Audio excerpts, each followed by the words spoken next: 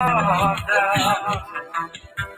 let you live together as brothers and sisters. All right. We are back again right here on State Radio. And this is the program Elections and You. And of course, my name is Francis Pelena. And on today's edition, we have in studio Mr. James Wallace. He's the Director of Training and Procedures at the National Elections Commission. And we are expecting in studio Mr. Isaac Zam. He's the director of the NEC Data Center. Zam was here last week, and we have some unfinished matters to discuss. But we have now Mr. Wallace. He'll be telling us more about the voting procedures and also ongoing nationwide training for polling staff. Going to be giving us all those information. And then when Zan comes in studio, he's going to be telling us more about the voter roll and some critical issues that you have. So prepare your questions for the discussions right here.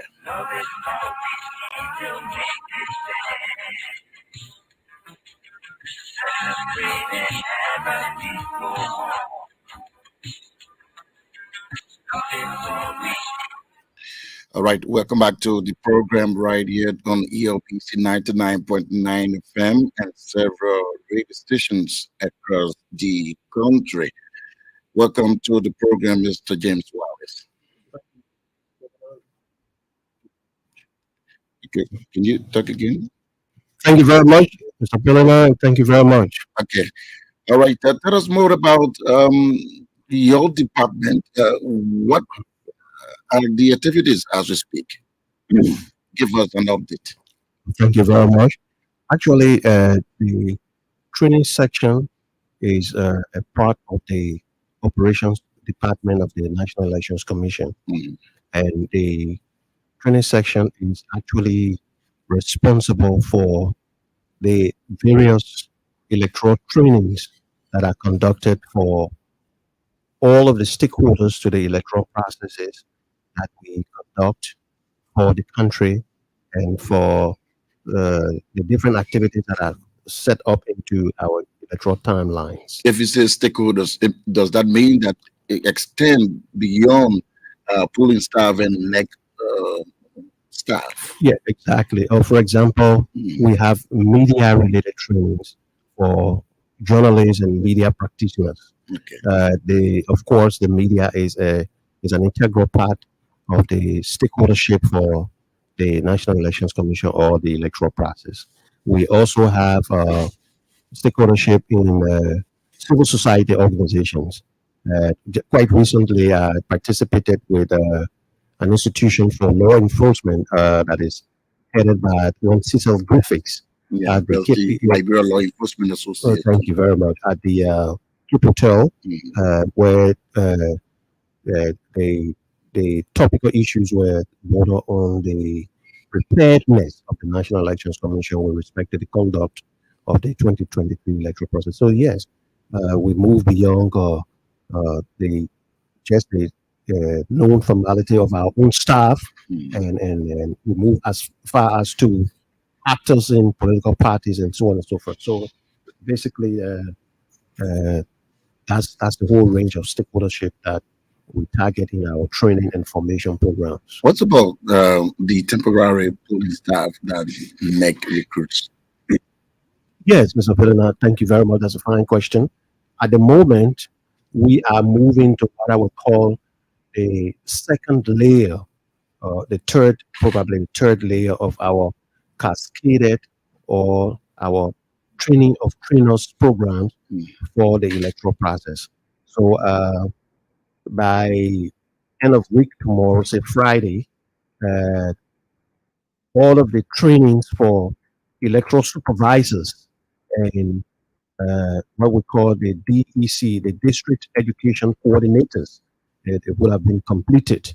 So some other magisterial areas are currently involved with the training of some section of the poll workers that we refer to as the presiding officers and the voter identification officers. So yes, pool workers training, as well as training of intermediate and temporary staff is currently ongoing at the level of the commission. Okay, so you don't have trainings taking place across other parts of the country. No, I mean the training. It once it begins on the get go, Mhm. it happens all across the country. So trainings is taken. In fact, on my way to studio, I received a call from ground crew where an ongoing training is taking place simultaneously for the uh, the temporary staff that we call the pool workers, and then of course agents of political parties that are supposed to watch the pools in that part of the country. So there's a lot of training all over the How did country. you get to Grand Crew in the midst of the rains and the bad roads? That Well, could be challenging, though. yeah, definitely. I mean, as we all know, ground crew in some parts of our country is a challenge, but every challenge has surmountable, strategy. So we managed to get to ground crew, and our staff are ready. Okay, we've been joined in studio by Mr. Isaac Zan. Zan, welcome to the program. Okay. All right, let's go to you. The last time we were here, we are talking about the voter road, and there were crucial issues that we didn't conclude on. Tell us, over the last 1 week, what have you done, and how far are we? Well, I would say we didn't conclude on our discussion because of time. Mhm. Uh, but with regards to the voters' roll, the NEC did release a final figure Okay. in August. That number remains 2,471,617. That's the number of persons that will be voting on election day for 2023 general elections. That number comes out of the total registration records that we received after phase one and phase two of the BVR exercise, which was 2,498,904 across all the 15 counties. From that number, we removed 27,192 duplicates and a further 95 cases relating to corrections, deaths, foreigners, and confirmed underage registrations that were removed. So that brought us to 2,471,617. And that number now is the final figure for the elections. And it's that number of persons that are on the final registration roll for the conduct of the 2023 general elections. And we are confident to tell you that anybody who registered more than once has only one record that is valid on that FRR. The rest of the duplicate records will point the person to where they should actually go to vote. So in an instance, if you said, if you registered in Bumi, for example, and then later moved to Montserrado to register again. If you show up in Montserrado, our staff at the polling center, like the Honorable Mr. Wallace just told you, that's part of the training already. The FRR will be there. It will show you that you are not supposed to be voting in that place, and it will tell you where you're actually supposed to go to cast your ballot. So we've done all of that to ensure that the 2023 elections is done in a way that brings us a lot of credibility. Now, Zan, political parties have been requesting NEC to publish this and publish that, especially with respect to the final registration rule. What are the procedures? I want you to just set the record straight. Yes, thank you for that question. There's Mhm. been a lot in the media. You listen and then you wonder whether you should talk. And sometimes there's more technicality to this than what other people understand. Now, here's how we do it at the NEC. Mhm. We do the registration and then we release a preliminary number. And then we go to do deduplication. And then we go back to exhibition. Those who had issues, we give them a chance to clear that at exhibition, make corrections to the role and all of that at the exhibition period, during the exhibition period. After that, The commission comes back and does a final review of all the outcomes from the exhibition and then produce what we call the final figure. So the law, the Honorable Wallace here is a well learned man as per the law, not just training. He's very inclined to the law. He might come in to help with that. The elections law says we should publish the final figure no less than 30 days to elections. Well, Mr. Wallace, am I right? Yes, sir. So no later than 30 days to election, and that final figure having been published cannot change. So I believe on the 11th of August, Madam Chair released what is the final figure for this election. The next stage is to print the FRR. So we produce the FRR and then we print it. And after we finish printing since 2017, that I joined the commission in 2016. So from 2017, we began to give the final registration rule. I stand to be corrected, but I observed that in 2017, we gave the voters roll to the political parties after we have concluded the printing exercise. There were complaints between 2017 and 2019. Some people will come and say, this is the voter roll we got from NEC. And then we realized that they have done one or two things. We're not accusing anyone, but then we check and then we know what we gave out to people. So in 2020, this commission said, no, before we give out anything to anyone, we'll make sure it's encrypted. Number one, the data for all of these individuals have to be protected. And so we did that in 2020, right after the printing exercise. We moved to encrypt all the files. And for 2023, we decided to do the same thing. Now you're encrypting these files that are very large. They take some time. And this process began since early September. And as we are printing, we're working simultaneously to make sure that we achieve that. And I can tell you that we are nearing the completion of that process. And very soon, they will be hearing from the commission. Very soon. Very soon. And that will be before the elections. Very soon. Okay.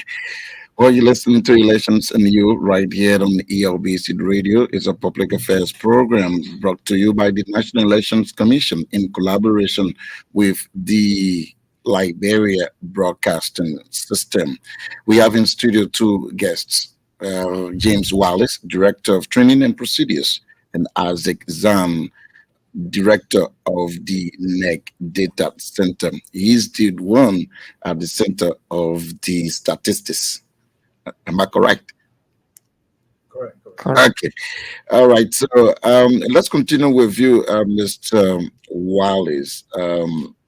You're talking about training. Let's move to the procedures for voting. It's important to provide, public education to the voting populace listening to this program.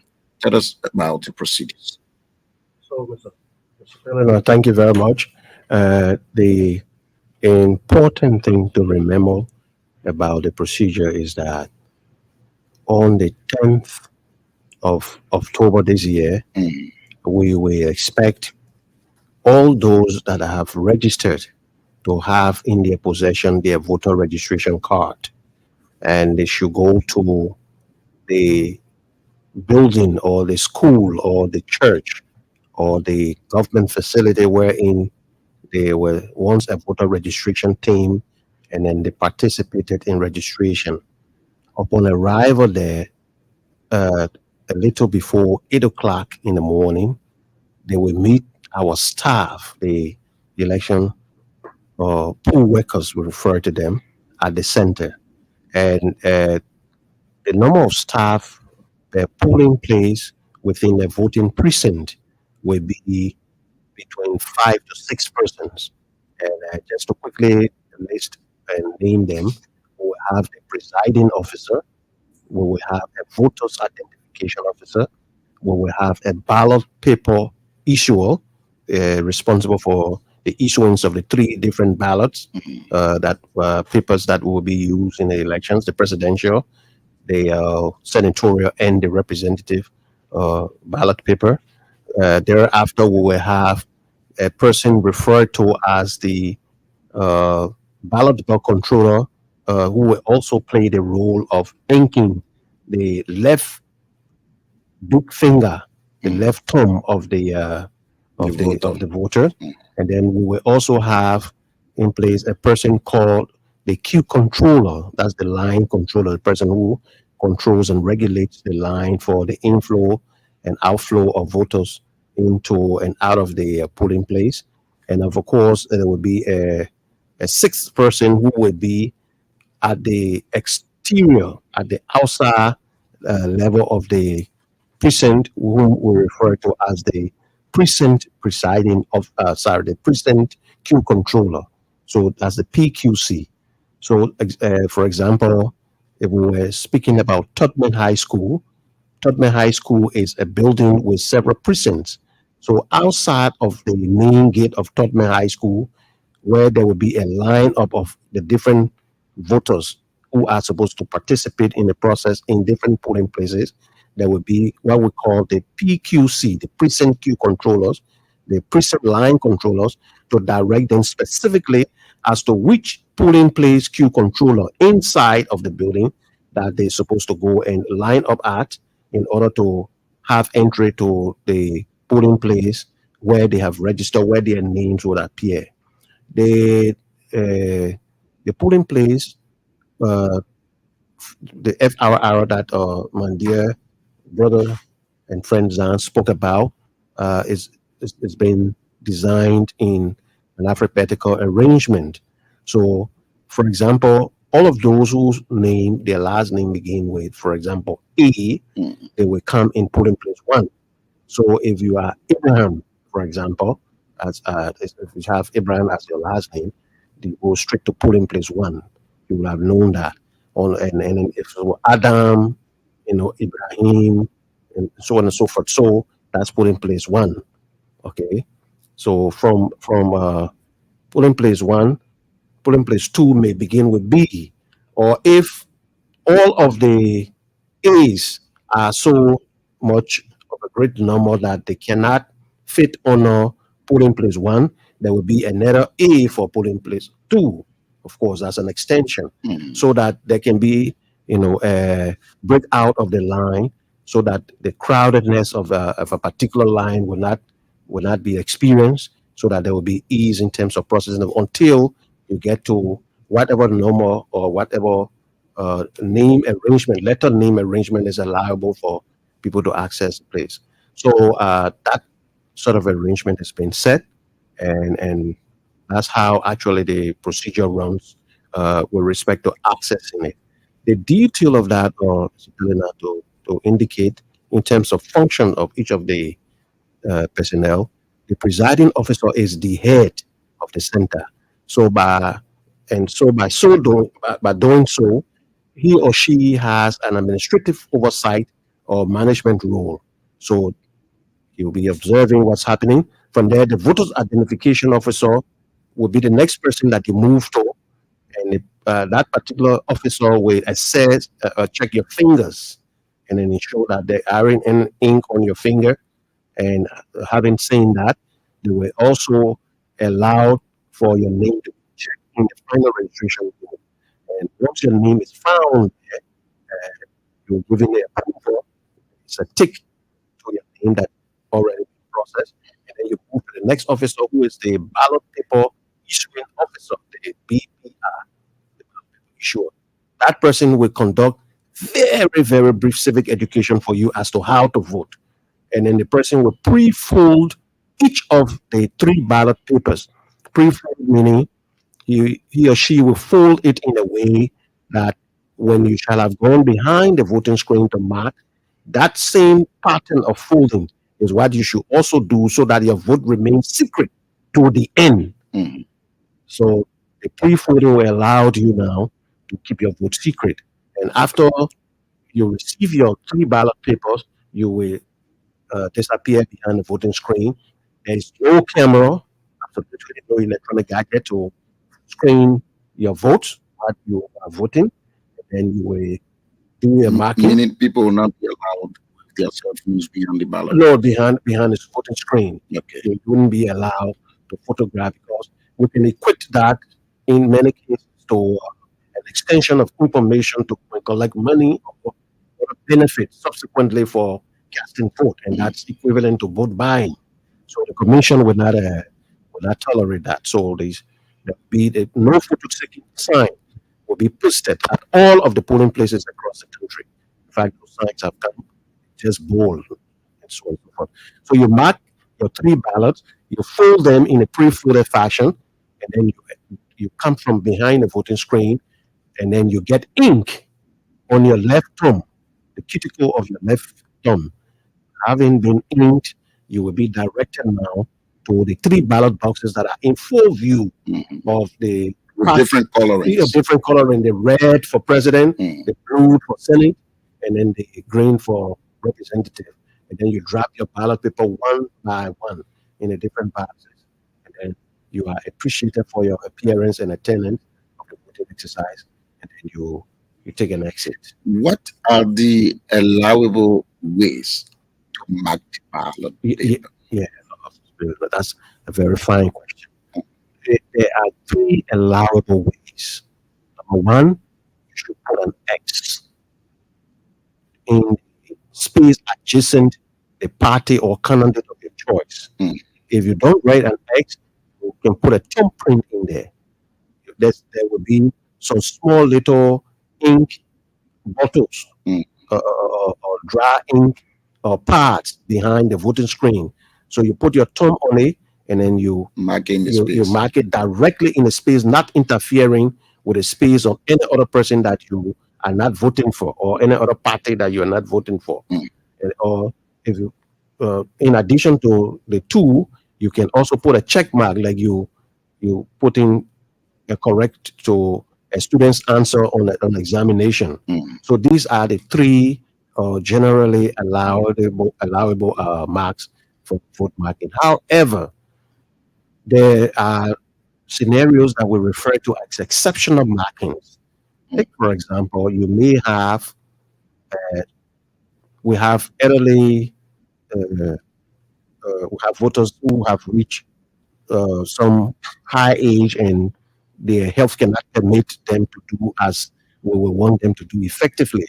So they may just scrabble a line or draw a dash adjacent the candidate of their choice or the party of their choice. In that case, the intention of the voter, once it can be deciphered or it can be interpreted clearly, that vote counts for the candidate that gets that mark beside them. With the party representatives in agreement. Yeah, it's in agreement. In fact, those are international standards for vote marking, because we base our our procedures on these international standards, so that we will not deviate in terms of the way it is done in other jurisdictions, as well as the way that we've done it before.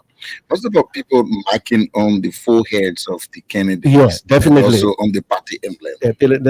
Those are all the polling and counting procedure manual, of course, has all of those different details. That is also acceptable. When we descend this platform, rest assured we will furnish you a copy of the polling and counting procedures manual for your public information dissemination arrangements. But if you, for example, you wanted Kennedy Butterpierre, and Kennedy Butterpierre is on the ballot, so you took your thumbprint with the ink on it, and you mark it straight ink and in the Butterpierre's face, and they did not interfere with any other candidate. That is valid for Kennedy Butterpierre.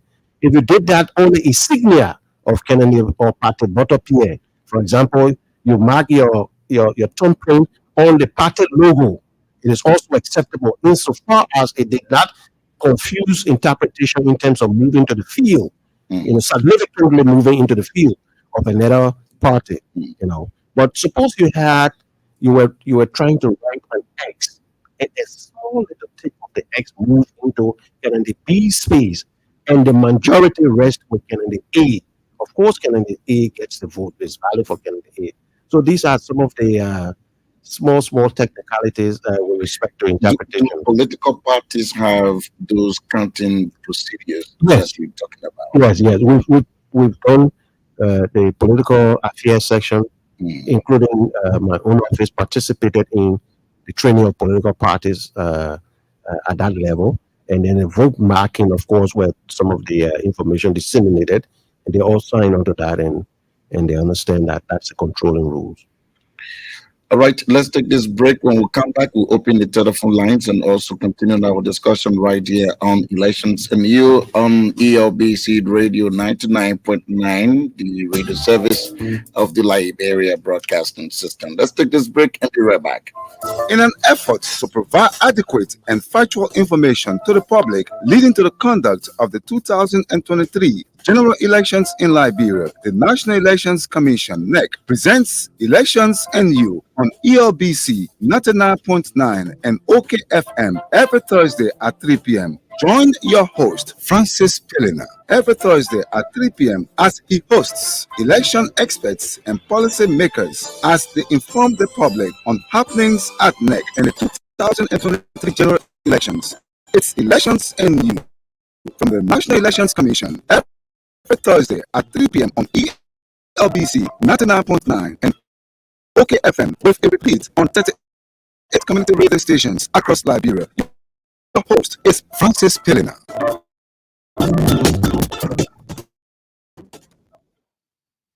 The vote for each candidate will be recorded on what we call the record of count. Then those records are taken. The political party General elections in Liberia, the National Elections Commission presents Elections and You on ELBC 99.9 and OKFM every Thursday at 3 p.m. Join your host, Francis Pelena, every Thursday at 3 p.m. as he hosts election experts and policy makers as they inform the public on happenings at NEC in the 2023 general elections. It's Elections and You from the National Elections Commission every Thursday at 3 p.m. on ELBC 99.9 and OKFM with a repeat on 38 community radio stations across Liberia. Your host is Francis Pelena. All right, welcome back to the program. Maybe the two of you can answer this question. What are the few biometric developments that make the ongoing training and this year's elections different from others that we have seen so far? Okay, thank you. In terms of the final registration rule, you're aware there were complaints in 2017. There was a complaint that went as far as the Supreme Court. And the accusation there or the allegation there was that there were duplicates on the roll. For 2023, we decided we'd do better as a commission. And with the use of biometric technology, even before the exhibition, we already flagged all the duplicate entries. And we said only one of those records will stand. So anybody who had registered more than one time, whether it's two, whether it's three, the first place the person registered and collected their card, that's where they will go to vote. So for this election, there's absolutely no duplicate voting.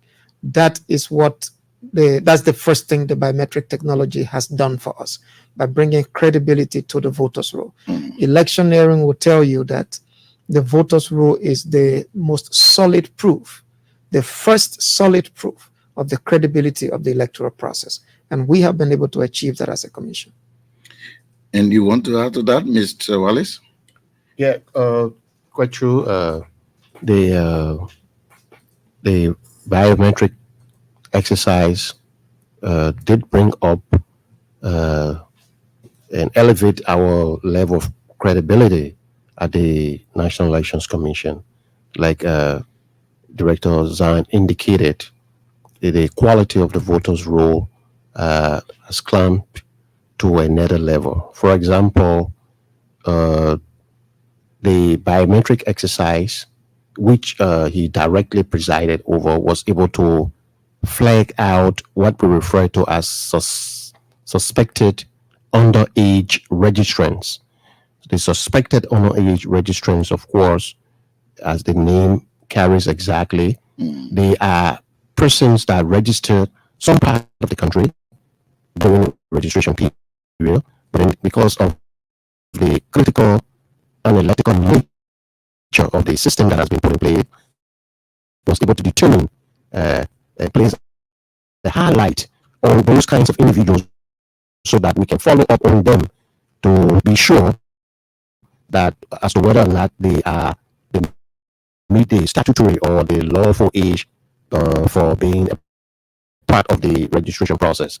And so when that was done, a follow up was done by the commission, and as an outcome of the follow up, most of the suspected registrants were able to tender their registration cards, alluding to the fact that actually they were playing some games with the system, and so Mr. Zan's office was able to clean up those kinds of individuals. For those that were unreachable, the system still maintained them on the suspicion of suspected registrants, so that should they appear at any time, of course, we're very sure, considering the quality of the final registration roll now, that they exist on the final registration roll, and there will be query as to their eligibility on that particular stand. So basically, that's one good thing that has changed. The last I would like to just throw a quick light on is with respect to the multiple registrants that he spoke about also. The final registration rule carries, an addendum or an attachment, sorry, for lack of a better word, an attachment that flags out those that are in the category of multiple registrant, and it gives us live information as to the places that you multiply registered. So it allows us now to instruct you, should you appear at the wrong location, we'll tell you that no, your first location is the valued and acceptable location by law. So if you registered in Bombing and you appear at a center in Monserrado. Yeah, very good, very good.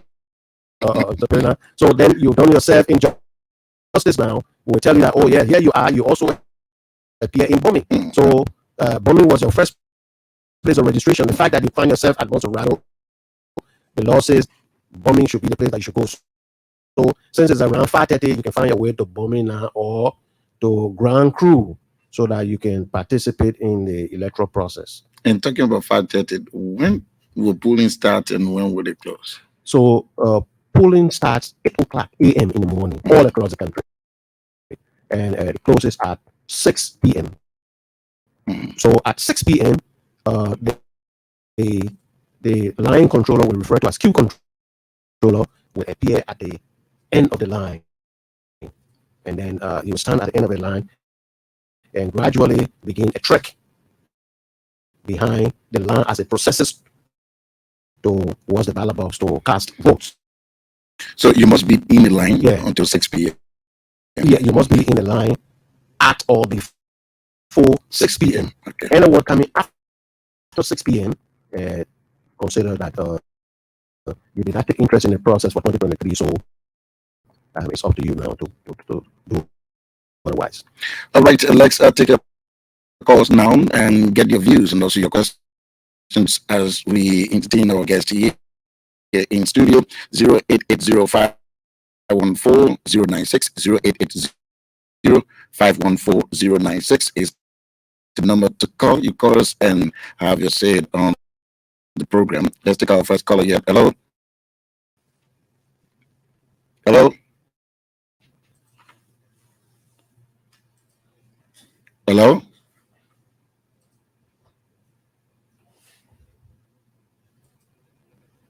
Caller, good afternoon.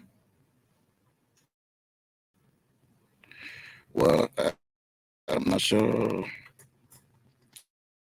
I'm not getting anything from this telephone.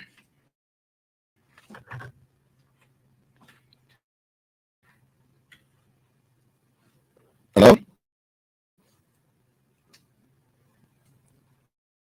Hello?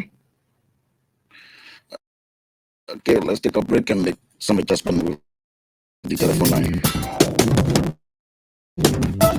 In an effort to provide adequate and factual information to the public leading to the conduct of the 2023 general elections in Liberia, the National Elections Commission, NEC, presents Elections and You on ELBC 99.9 and OKFM every Thursday at 3 p.m. Join your host, Francis Pelena, every Thursday at 3 p.m. as he hosts election experts and policy makers as they inform the public on happenings at NEC and the 2023 general elections. It's Elections and You from the National Elections Commission every Thursday at 3 p.m. on ELBC 99.9 and OKFM with a repeat on 38 community radio stations across Liberia. Your host is Francis Pelena.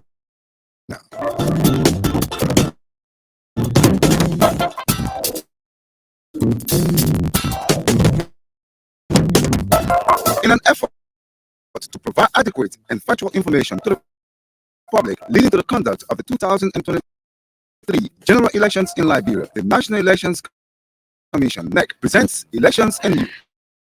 All right, it seems that we have a problem with our regular telephone line. 2 minutes are coming in, but the line is not really going through on our board here in studio.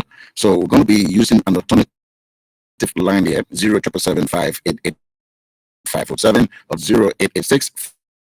0886588547. Call us now and have your say on the program.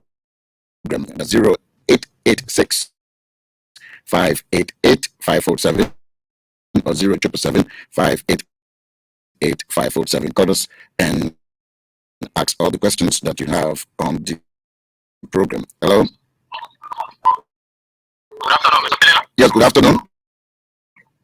Thank you, and thanks for having me. This is Mark Doko, and I call from the Office of the Coalition for Democratic Change here in Bogota. Go ahead, Mark. I listen to your studio guests and they explain very lengthily. I talk to be confused. Firstly, let me ask. It said that the final control rule is up. The NRR is it up now too? I listened to them explain that if you register previously in Mosorado and then during the election you didn't have the time to during the election you are in Bon County or wherever. Can you live in Bon County and then vote only for the president because there are 3 ballot papers supposed to be issued an individual? So will you have a single ballot paper at that point, or absolutely you are out of the process and you have to make your way to Mosorado where you register before you can participate in the process? Mike, Yes. I think that point came up because of this issue of multiple registration. Yes. Like you registered in Bon County and then you appeared in Monrovia at another center that you also registered. And the NEC is saying that they are taking the first record that you provided to them. Yeah, but I thought NEC did a duplication process of their database. So if you register 2 times, it's a reason why they are doing the duplication process. So if you had 2 names, the absolutely one name is supposed to remain instead of having it both sides. Okay, let Mr. Wallace respond to that. I think Thank you. Okay. I yield my turn to Mr. Zahn and on that subject. Okay, but maybe you can note it down. Let me take a few more calls, then we continue. Okay. Hello? Yes, go ahead. Your name and where you calling us from? I'm George Soloko from Bangabong County. Go ahead, Georgie. Yeah, I want to thank you. But my question has to do with the elderly people. The elderly people, which is the all people who cannot move, but they want to vote and they get voting card. When they get in the queue or when they get to the voting side at that time, will they be given a first preference to vote which through the network, or will they stay in line and they not able to spend 2 or 3 hours? And 2, I'm pleading with you people that ELBC is one of our branches, so you can look for one only number to this table like the user number so that we can continue to call it as usual as the user number. Thank you so much. That's why I'm using orange number now. Hello? Good morning. Good afternoon. Yes? Your name and where you calling us from? I'm Morgan. I'm calling from Chukota. Go ahead, Melba. I want to ask now because my article or email weather, but they feel a bit script, so you can't really see the face. So I'm happy with that. Okay, but all the other information correct. Yeah, all the information correct. The rainfall on me and it got wet and the phase that you raised from when it got. Okay. All the information that my age, my diarity, the article. All right. Hello. Hello. Yes, hello. Yes, you are live on the program. Thank you so much for having me. My name is Christian Yanti, and I joined the government for the Office of the Intellectual Alliance of Nigeria along the Japan Freeway. Go ahead. Well, let me appreciate your guest, Mr. Pelena, for the explained deliberation. I think it is important enough that we overlay over those our people with the requisite information regarding National Elections Commission activities moving forward to the election on October 10th. But one thing I want to ask, because I did not begin the show, is the whole FRR stuff. How is it led? What is absolutely ongoing? I think the people will have to explain in depth, because we see people taking that particular thing as an issue, going to court and what have you, all the other stuff. Whether the FRR is up, where can people locate it? Because I thought political parties should have copy of the final voter roll. But today we see other political parties, and we want to acknowledge the National Elections Commission as well, because the peace and tranquility of this country lies squarely on the shoulder of every Liberian. But then the National Elections Commission has an integral part to play in this process. So we want an electoral process that is voter fraud, a process that will be in the interest and a fair play where everybody will have a perfect understanding that we will not go back to a day that is absolutely unorthodox in the interest of our country's survival. Thank you so much for the opportunity and for them. Okay, let's go back to the studio guest now as to provide answers to the issues raised by the callers. Isaac. Yes, I think I will respond to some of the questions, with a particular one from Malba regarding the ID. I will send that to the Honorable Director for Training and Procedure. Is the FRR up now? Now, when we published that final figure, we also provided an online platform, and the link to that online platform is vc.necliberia.org. That is vc.necliberia.org, where all of those who have been cleared as being eligible to vote on election day, who are part of the 2,471,617 persons, can go to that platform and check their information and see that they don't have any problems at all. If so, it's part of the FRR being made public. That's public being aware of where they're supposed to be on election day. Those who have 2-3 cards that they register more than 2-3 times, go to that platform. It will tell you the other card you're using is not valid. The card you should use on election day to vote, this is it. It will give you the card number and tell you where you did that registration. So that amount of information we have already provided. We printed the voters roll, and the procedure for pasting the voter roll at the polling place is that, I stand corrected, Mr. Wallace, is either done on the night before election day or early morning on voting day. Why do we do that? We do that because if we paste it there 1 week to election, what if the rain falls and take everything down? What if someone who doesn't know the importance of that piece of information go there and start tearing it down? It will be at a loss to the people within that voting precinct. So as per making that information available to those who will vote, we do it in some places the night before election day or early morning before voting starts. If you are living in Bon County, you can't go to Montserrat where you registered, or vice versa. We say in the elections law, it says you should register in the place where you ordinarily reside, because that's where we know you should be voting.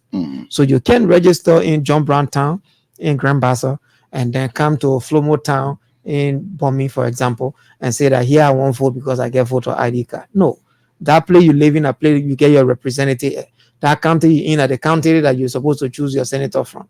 So that's the logic that goes into the registration process. As per those who registered more than once, you will only be able to vote in one place.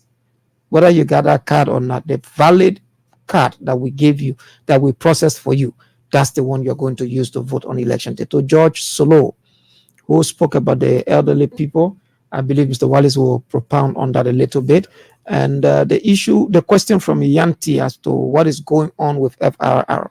Again, these are political seasons. We're doing technical work, and we believe we are on course to deliver what we consider to be a credible election for the Liberian people. And the voters' roll is one of the most crucial elements.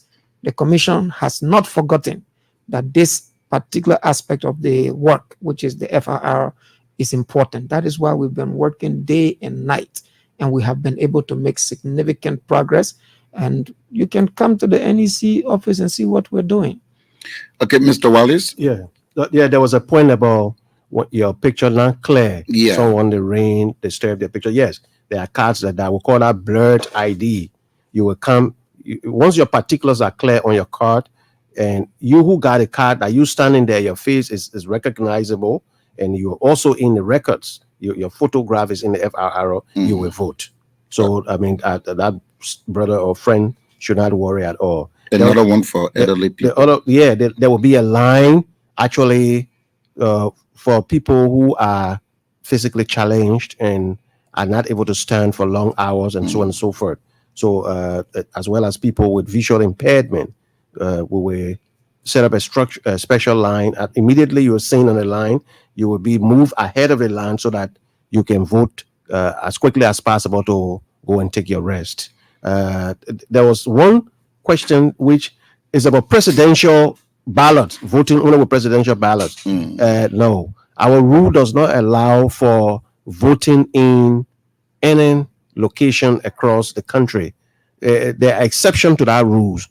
The escort for international observers, drivers for international observers, say he registered in Monserrato, but because he's driving for an international observer, he finds himself in Nimba or in Grand Jide, he or she will be allowed to vote in Grand Jide for the president and the vice president. For that category. So that's allowable. That also happens for NEC workers, and it happens for security personnel that are on assignment who have moved because of the elections to other locations. Interpreters as well for these foreign missions. They also in that category as well. And special guests, people who are escorting special guests of the commission or the state. Okay, let's take this call out. Hello. Yeah, hello. Yes, you are live on the program. Yeah, this is my Esther from Conversa. I want to ask about the voting thing that will go on. So who will not be allowed to go in the voting room? What? Phone, you will not carry your phone. Were you in the voting room? Yeah, I think they talked about it earlier. No phone will be allowed beyond that place where you can go to vote. Oh, okay. All right. 07775888547. Hello. Hello. Yeah, hello. Yes, your name and where you calling us from? My name is Brother Amos. I call from Keba. Go ahead, Amos. Yeah, what I want to understand is this. I don't know book. I don't even know number. I don't know number. And maybe I want to vote for my candidate. How can I be able to identify such a person? I don't know how to read. And I don't even know what you call structure. I'm an old man. How can I get my candidate? Will I be assisted in the hall? Okay. That's what I want to know.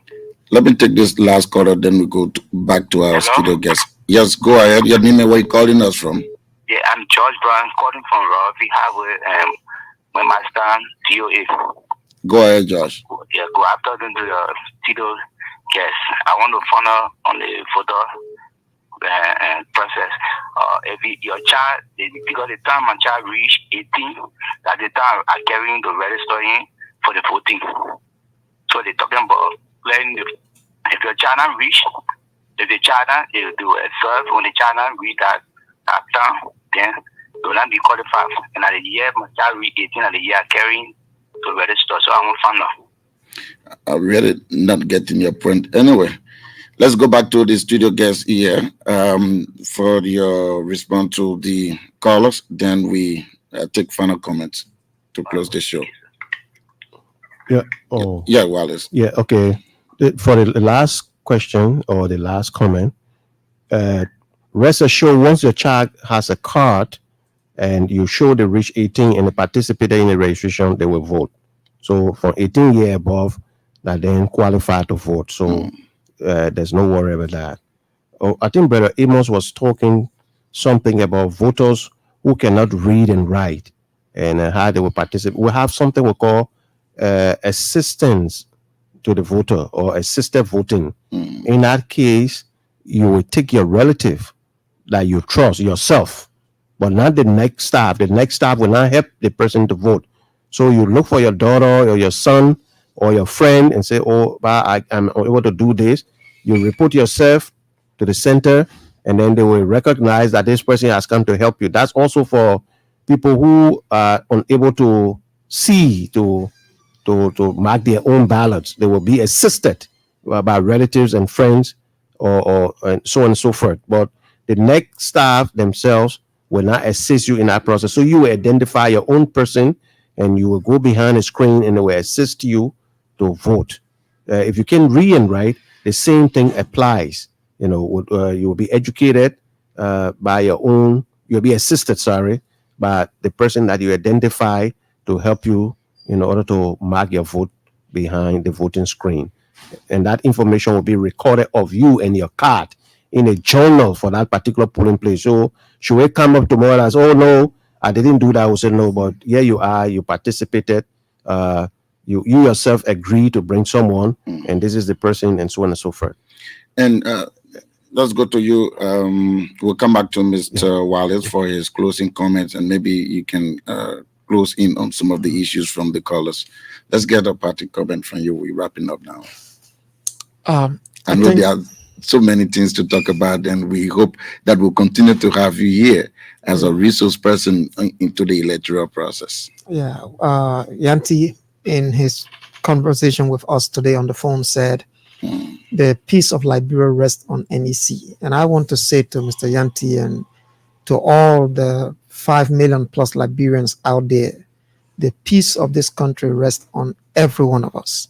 How we conduct ourselves from now to election day and after election day. We all owe it a responsibility to this generation and future generations to ensure that the 2023 presidential and legislative elections are conducted peacefully as a sign of our democratic maturity. Thank you. Okay, Mr. Wallace. Yeah.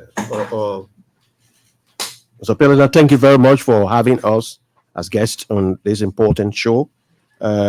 I'm sure all of the different concerns that have come across the lines from the voting public are genuine concerns. We also think about the good of this country. We worried about everything that they worried about.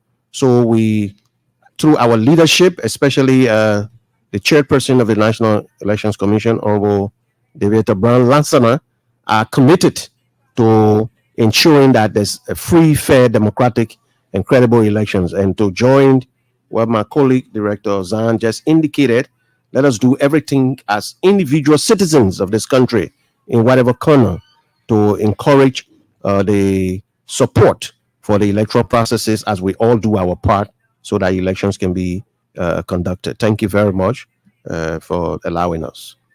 All right, that's Mr. James Wallace, is the Director of Training and Procedures at the National Elections Commission. You also heard Mr. Isaac Zan, Director of the NEC Data Center. They've been here providing us update on the ongoing processes leading to the October 10 general elections right here in Liberia. Well, my name is Francis